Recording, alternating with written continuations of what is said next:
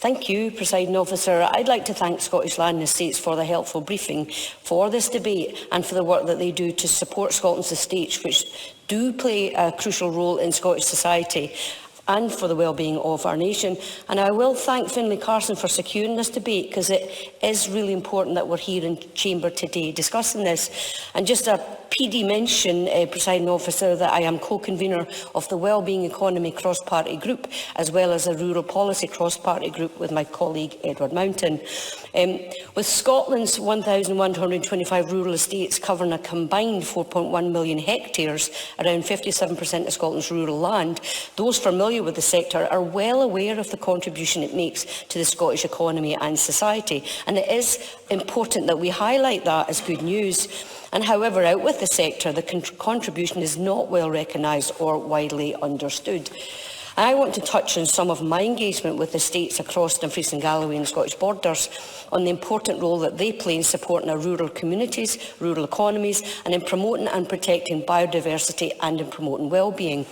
Presiding Officer, rural estates generate an estimated £2.4 billion each year and supports thousands of jobs, as has been mentioned by members. And this makes a significant contribution to Scotland's economic growth, an important indicator of economic progress, but an even more important contribution to Scotland's rural communities. And I welcome that many of Scotland's rural estates, around 64%, pay staff at a wage that is on average equivalent to or higher than the national living wage. The jobs supported, Stephen Kerr.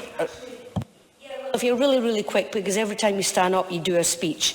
Stephen I'm not sure I'd be allowed to do that, frankly. But anyway, the point I wanted to make was Emma Harper was very quick to intervene on my colleague when he was citing the SNP and Scottish Green and the government and their ignorance of rural Scotland.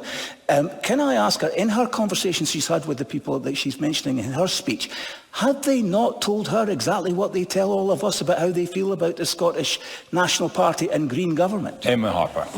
Actually, so thank you for that intervention. It wasn't as short as what I was hoping, but in my engagement with the estates, they're actually very respectful and polite, actually, and we've been very frank in our discussions about how we do take forward what we need to do with land use and other things that I'm going to come to.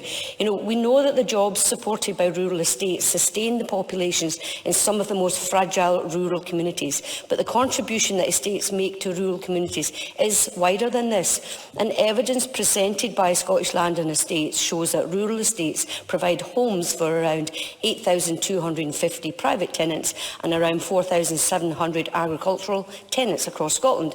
And these homes underpin many rural communities, enabling people to live in parts of Scotland where housing options would otherwise be limited. And rural estates also lease land to around 1,400 crofters and farmers.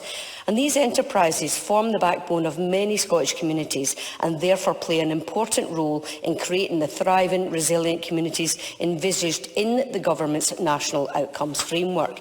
Presiding Officer, since my election in 2021, I have been able to visit and engage with estate owners and managers of the land across D&G and the borders, and recently, during the October recess, I visited Dalswinton Estate. And I met Peter Landale to discuss how Scotland's estates are working to support rural communities, rural housing, and to meet Scotland's net zero targets in the face of the global climate and biodiversity emergencies. We discussed how we define sustainability, and what Peter described was efficiency of production, animal welfare, carbon sequestration, biodiversity, quality and community. And the Cabinet Secretary, Mary McCallan, took a question from me last week about sustainability definition. I'm conscious of time, Presiding Officer, but what I would like to say is Dalswinton, just like Rahill's estate near Moffat, which I spent time visiting early in the summer, we talked very frankly about what can be done for rural estates to work to support biodiversity and tackle the climate emergency.